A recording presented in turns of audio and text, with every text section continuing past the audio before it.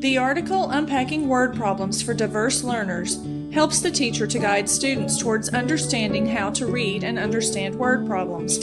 The three-phase process begins by first teaching students the three types of word problems: combine, compare, and change.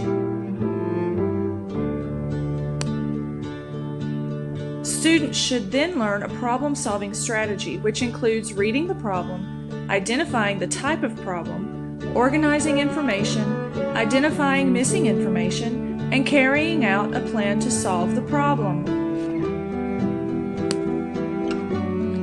The final phase has students engaging in critical thinking and explaining their decision-making process. My first quote begins at the bottom of the first column on page 89. Instruction should follow a systematic sequence in which the teacher explicitly models the problem-solving steps followed by guided practice and then independent practice. I do, we do, you do. I have heard this phrase many times since beginning this program. As I taught a lesson the other day, however, I completely forgot it. As I thought back over the lesson, this was the strategy I needed to use to improve my teaching. Model, model, model. Anytime I teach new content, I have to remember to model my thinking process and solving of problems before I ask students to attempt to do problems with me.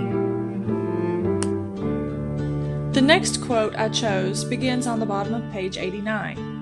Teachers should avoid using problems in which the missing information occurs in the same place every time.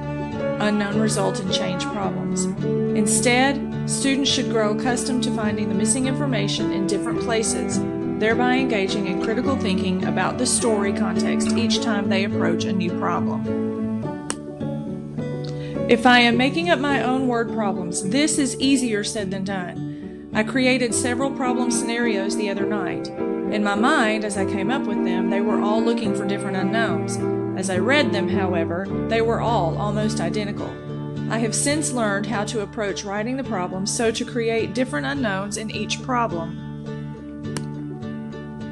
If we have students looking for the same unknown every time they read a problem, they will learn how to do the problem. They will not, however, learn how to think through the problem.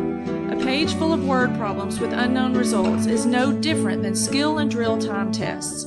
There is not necessarily any thinking involved. Students are just plugging numbers into an algorithm.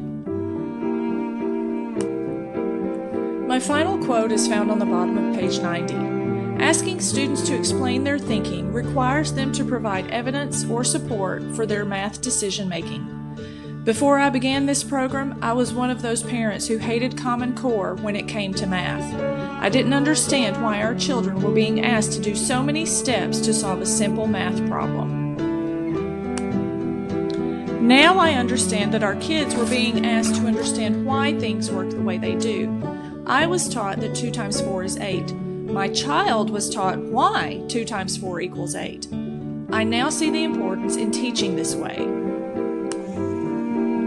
It is important for our students to understand the why in anything we are teaching them. It is also important for students to be able to explain how they came up with an answer or to be able to defend their answers. We are not only teaching students math and science and reading. We should be teaching students how to think critically about the world in which they live. In conclusion, a great way to teach word problems is by using schemas. Schemas help students decipher the type of problem with which they are faced.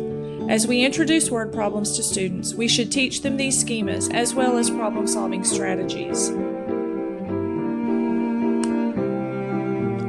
We must model solving problems using the schemas, sometimes repeatedly, before letting students do them on their own.